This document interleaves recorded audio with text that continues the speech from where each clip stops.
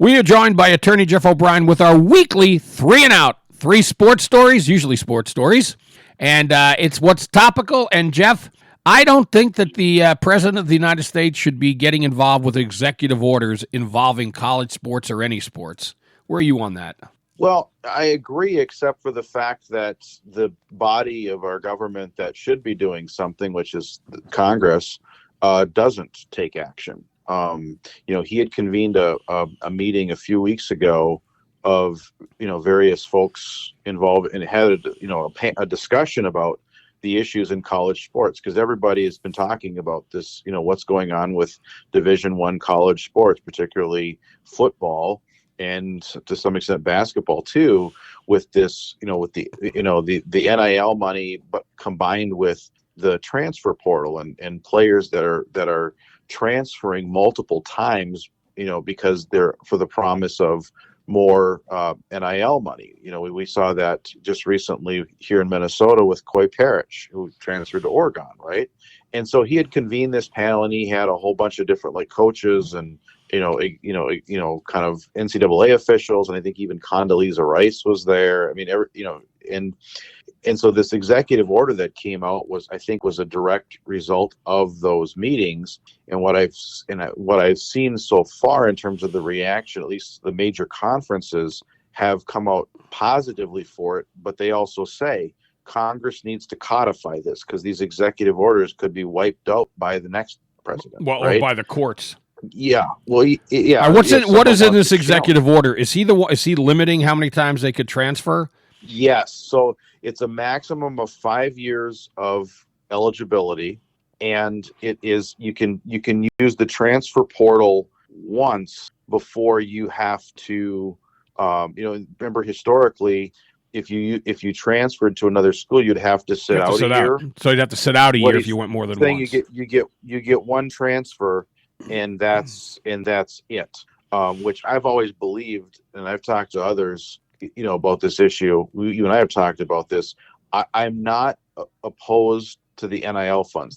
Well, I'm not either. Yeah, I mean, these guys, they do this full time now. This is not like they're all getting internships in their majors. They're full time athletes while they're playing Division I college sports. And plus, you've got schools that make money off of what the players absolutely. do. On the court, on the field, on the ice, what have you.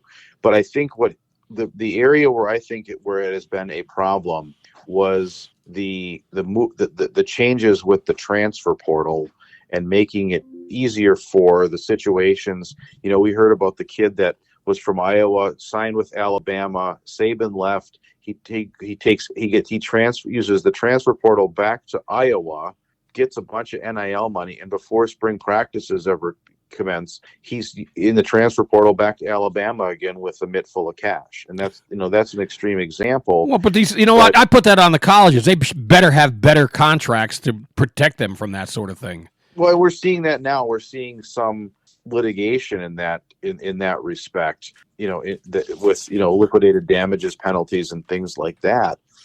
But if there's an issue you're going to try to address to fix this problem, I think the transfer portal is the way to go. So I like the idea of one transfer and done, or you have to sit out. And if you do it again, you gotta sit out. So well, I'm all right with that too. I appreciate him trying to do something about it.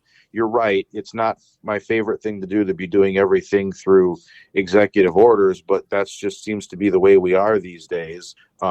Because of yeah, it is where you have the legislative branch more concerned all the time about getting reelected than doing anything. All right, let's go to item 2. Kirk Cousins, nobody's gotten more money out of the NFL. But see, this contract is kind of bogus because it's not really going to go 5 years. He did get $20 million guaranteed, so good for him. Right. And I want his agent. You said something about that last week. Yeah, his agent should be a first ballot Hall of Famer. When you look at, he got if you look at the historical numbers he's got, so starting with, let's leave out the Washington. I mean, he got some good money. He got, almost 20 million a year, 1 year for Washington, another almost 24 million the next year. And then he went to Minnesota, 3 years, 84 million, then 2 years, 66 million, another year for 35 million. Goes to Atlanta. It was a 4-year, $180 million deal, but obviously it's being voided after 2, and now 5 years. On paper, 5 years, 172 million from Las Vegas, which is bogus. And the dude has had 1 playoff win. Yeah, but also that money he's never going to see the bulk of that money, but it is guaranteed. 20 million of it is guaranteed, right, which for a backup, which is what he's going to be, that's not too shabby. Right. And, and this is, tying into our first discussion with the NIL funds. And I had lunch with a good friend, Ricky Foggy, former Gopher quarterback. Yep. And Ricky is really sharp on a lot of this stuff. We were talking about the NIL because I always kind of said, man, you and Daryl Thompson would have made bank during your Gopher days if we had NIL because of how popular they were back then. But he had a good comment. He said that, what's happening, the way the system is now with the transfer portal being just wide open, he said it's going to impact, or it is having an impact on the NFL, because these young quarterbacks aren't staying in a system and developing. Instead, they're chasing the payday. Money. That's a great through point. The NIL, and they're just transferring around to get to the next stop and get some more money. And so you get situations like, Kirk Cousins with 1 playoff win getting paid this way, because what's the alternative? There might only be, 2-3 quarterbacks in the draft that have the chance of being a franchise quarterback. And so teams are going out and signing guys that don't have playoff pedigree because it's the best they can do. Well, but JJ McCarthy, he stayed in one system, and look where we are with him. He'd be the exception that proves the rule. Yeah, that's a good point. So it's an interesting thought, but so it's this is ultimately, ultimately the NFL it's going to impact the NFL here if absolutely. If we don't it will. No, there's no doubt. All right, item 3, your Minnesota Wild. Yep, they clinched their playoff spot, and they're still in the running as of last night at least to host the first round playoff series. Now, as I understand it, I think the way that the goofy way that the NHL system is set up for the playoffs, that they would actually play Dallas. They're going to end up playing Dallas in the first round regardless. One of them is number 2, one was number 3 in the conference. So they're going to end up playing each other in the first round. The question is just, are they playing them here? Are they going to be here home or away, majority, but they've had a good road record this year. So, well, it was a big win, 5-4 over Detroit yesterday. That was huge. Yeah, with Kirill getting a hat trick, and they've been playing. They had a little swoon. They're playing better now, which is good.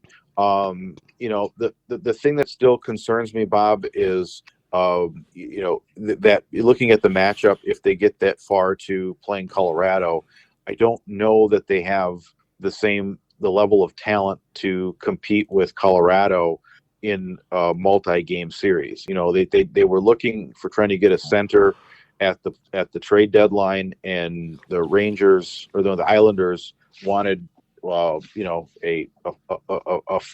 mini fortune for was it Trocheck, and so nobody went for him, and so they're you've got Boldy, Kaprizov, and Hughes. That's a good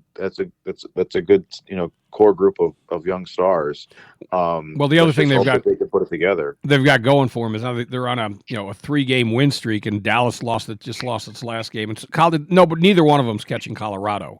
But yeah, Dallas is only a couple of points ahead of them, so they certainly can catch them. So and I think they've got the easier schedule between them and Dallas, and then there's a head-to-head matchup before the end of the season. So there's still a chance that they could end up in second and host the series. So you say there's a chance. Yep, exactly. We'll see. All right. Attorney Jeff O'Brien, thank you so much, Jeff. We're our weekly 3 and Out. We'll take a quick break. The BS Show will be right back.